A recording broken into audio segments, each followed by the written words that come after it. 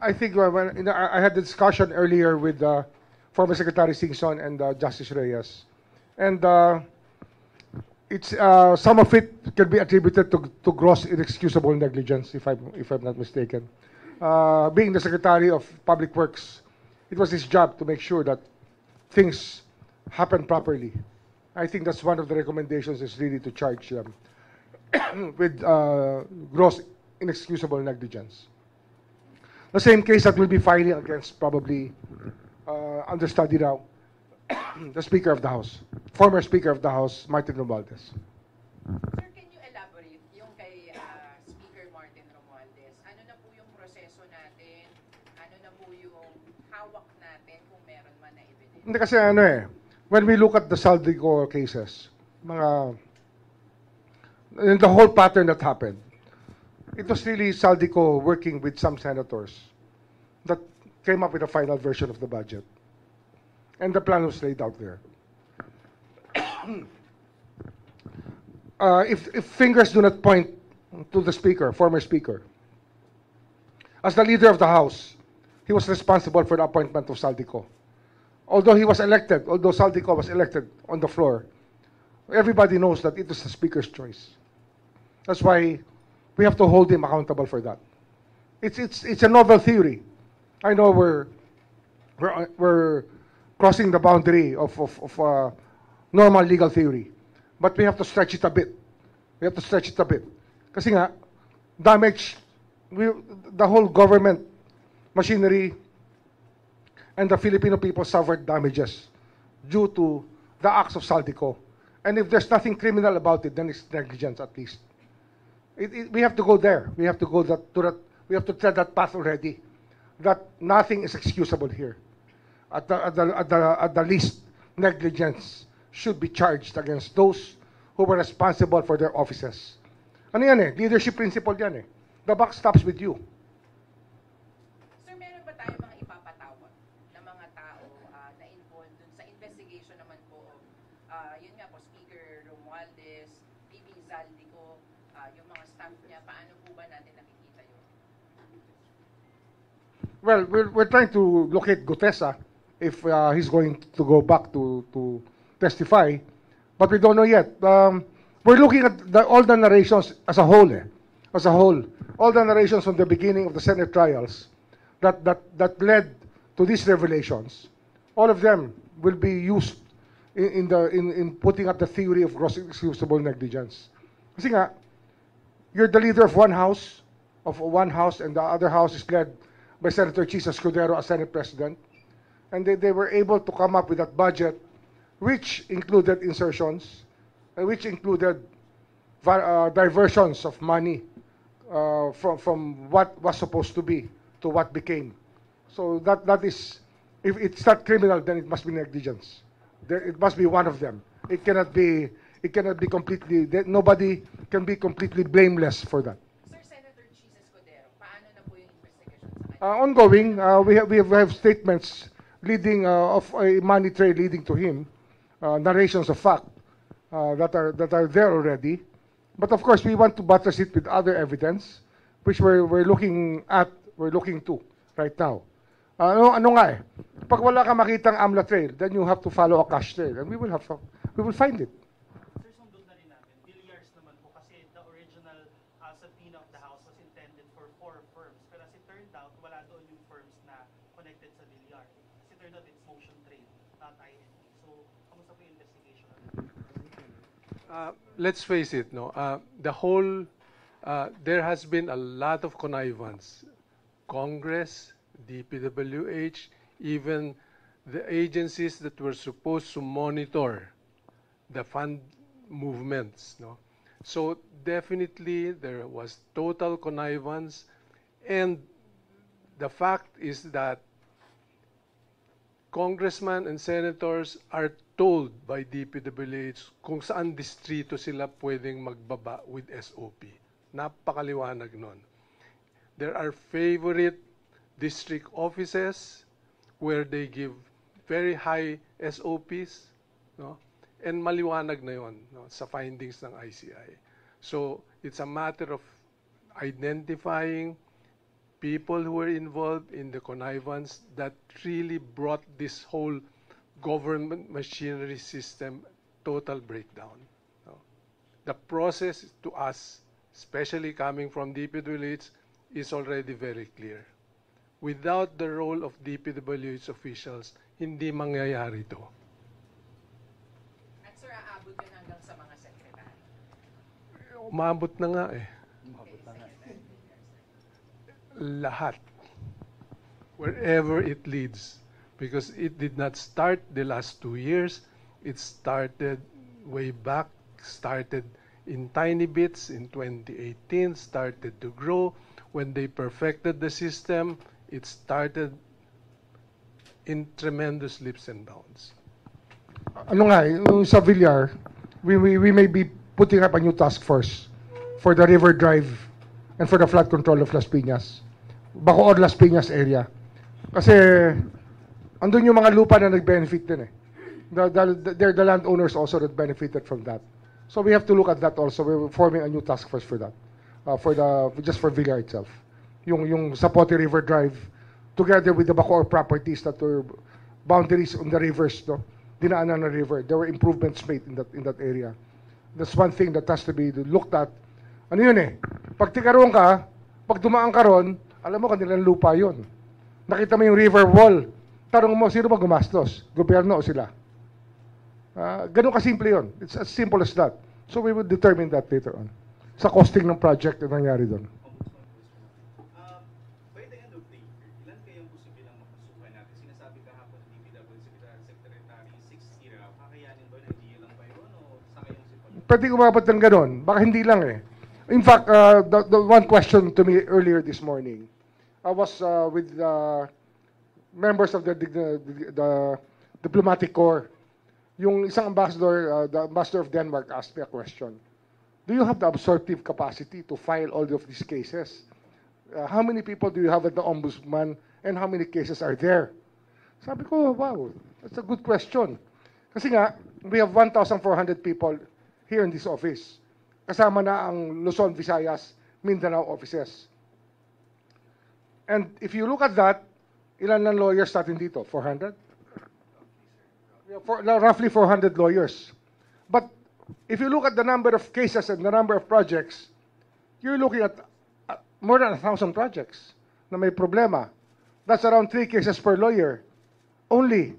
Pero if you look at it, the volume involved and the court time involved, that's a lot of cases. Pero I think we will manage.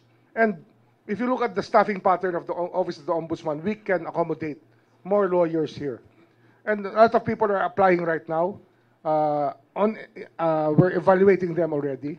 Kaya yung tanong na, will we be able to deal with this deluge of cases? I think we will. And ang kailangan lang dito, kaya nga kailangan ng dialogue with the Supreme Court and the Sandigan Bayan, is that they should be prepared to adjust their time schedules. Na we might be start trying cases morning and afternoon pagdating ng panahon. So much different from what life is right now. No, halos walang kaso, konting-kaunti ang kaso sa Sandigan Bayan. We expect a deluge of cases. Well into 2026, marami pa ipa-file dyan. Kasi ang dami naman nagre-report pa. I received text messages, pinapa-investigate ko. And some of them turn out to be positive, like Binyan, Laguna. May nag-text lang sa akin. So, pinadetermine ko sa fact finder, sa mga tao namin, meron. May problema din. So, we're talking about a lot of cases here. A deluge of cases will happen. Meron ba tayong mga priority? Unahin ba natin yung matataas na opisyal o yung doon muna tayo sa... As they come eh. Pero siyempre, yung matataas na opisyal, these were the high-profile cases. They will receive more attention. You will notice it more than the other cases. But actually, they're all of the same significance. But the higher your position, the bigger your responsibility. Kaya, tiis na lang. Kung pag ikaw yung mataas sa gobyerno, ikaw ang nakasuhan, tiis ka. Kasi, hiningi mo yung trabaho, ngayon, managot ka sa trabaho. Di ba? Panagutan mo yun. Sir, yung sa task force naman ng leaders, pardon question na, why do you need a separate task force for the... Kasi ano yan eh, it's a complete analysis that you need sa pagdating doon. Kasi yung River Drive alone is a multi-billion peso project or projects na nangyari. That's the River Drive spanning from Bacoor to Muntinlupa yan eh. Passing through Las Piñas. Mahaba yan. That's around 11 kilometers yung road. And then, yung perimeter niyan will be Villar properties ang marami. North and south of it. North and south boundaries from Muntinlupa to Bacoor. Meron talaga. Kaya kailangan talaga pag-aralan ng specialized group yan. That are dedicated. I think that it should be something that it should have been done a long time ago. Pero priority yan. Sir, do you expect them to cooperate? I mean, the Villas, kasi considering na, of course, hindi sila masyadong- I think they need to. It's not a matter of them wanting to, but they will have to cooperate. Jada. Sir, Riverbank, on top of po dun sa ties nila sa mga firms na nakakuha ng... Yes. Bukod pa yun. Pero will Kasama na yon sa task force. Yung lahat ng Villar involvement. Just for scale, no? Just focusing on the 421 ghost projects. Easily 15 can be accused per ghost projects. So bilangin nyo ilan yun. Ganong karami. Ombudsman, just to contribute on the understanding of the deluge of cases. Understandably, per district, you can imagine already 15 or to 20 people being charged, involved in the illegal process. And you can have possibly 100 projects. Okay. But here comes the important aspect of restitution of the kickbacks. We don't need to prosecute them 100 times for the 100 cases they were involved. Because yung maximum penalty mo naman reclusion perpetua, nandun na rin yun But the important aspect here is to get back the kickbacks, the stolen funds from the government. So that will be part of our effort. It cannot be compromised. Kailangan ibalik yung nakaw na pera, ibalik sa kaban ng bayan. Sir, Zaldico, ano na po yung balak natin sa kanya? Siya po yung kasama sa dapat nagpa-file na po ng counter affidavit, but he is abroad, sir. Ano na po yung next steps natin? As Biko said, he may lose the chance to fight his case. If he will lose by default. Kasi ang rules of court is also applies to people who are upset. You just have to leave it in their last known address. Sir, next steps po doon, ipapakancel na natin yung passport. Yes, pag nasa korte na. Pag may warrant na. Red notice, possibly, pag may warrant. Yes, red notice. Ngayon, blue notice lang.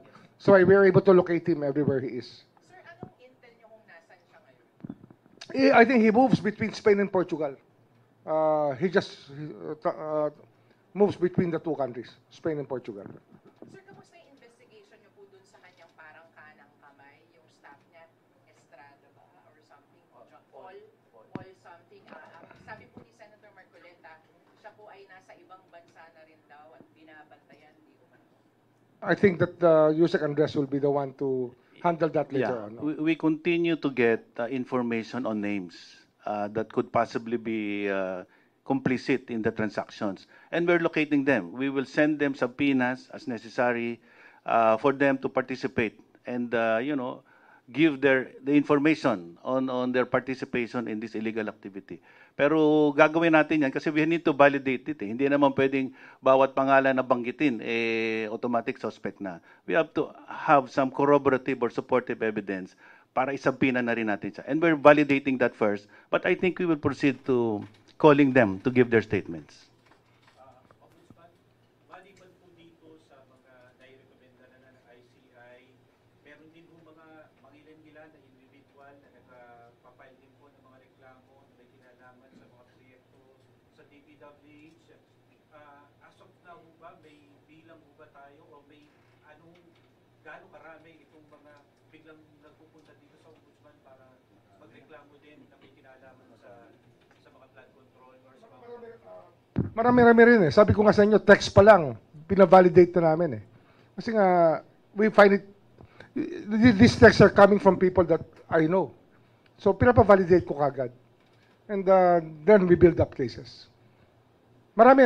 And people are encouraged to inform us on what they know because we will not waste their time. We will do something about it. For this specific case po, sir, yung nirefer po sa inyo ng ICI,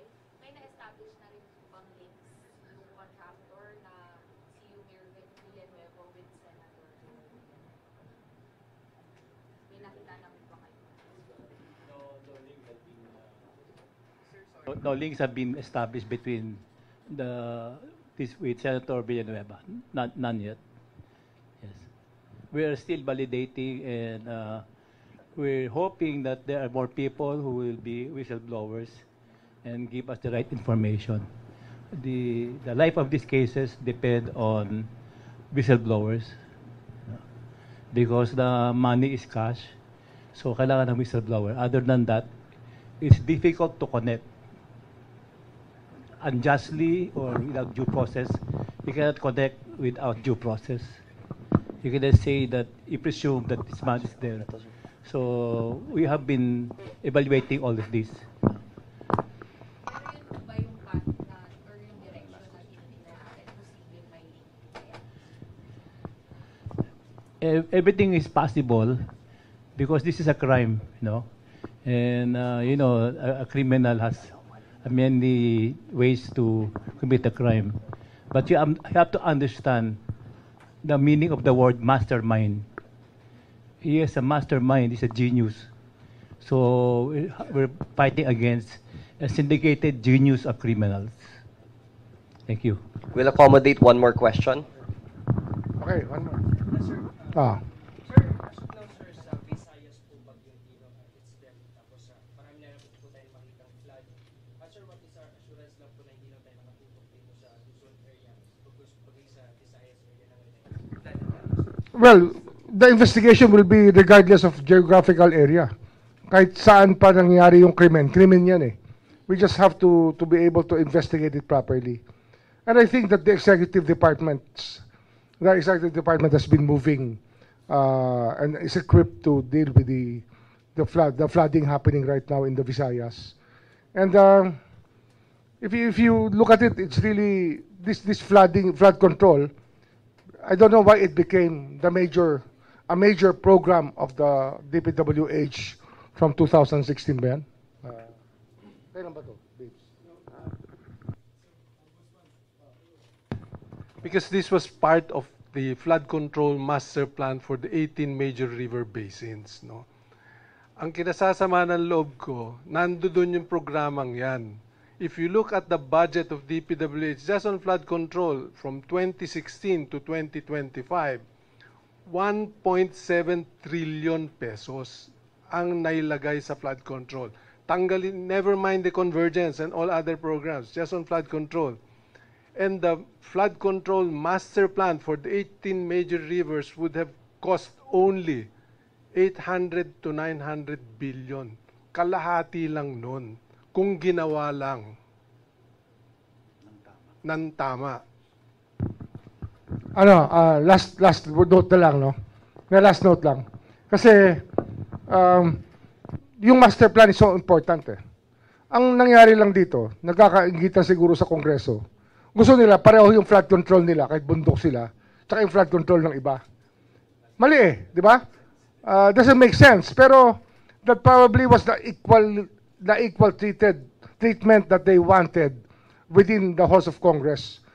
And Senate yan, hindi ko alam ba't napapasok sila dyan. Pero napapasok rin sila dyan, di ba?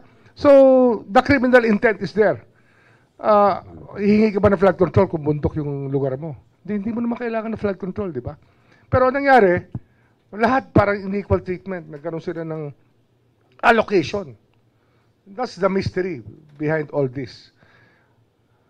And even the party list people were given an allocation. And they have nothing to do with infrastructure.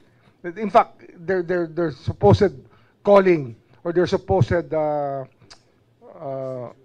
constituents are different. But why enter into flood control? Ito nga, flood control became a criminal enterprise.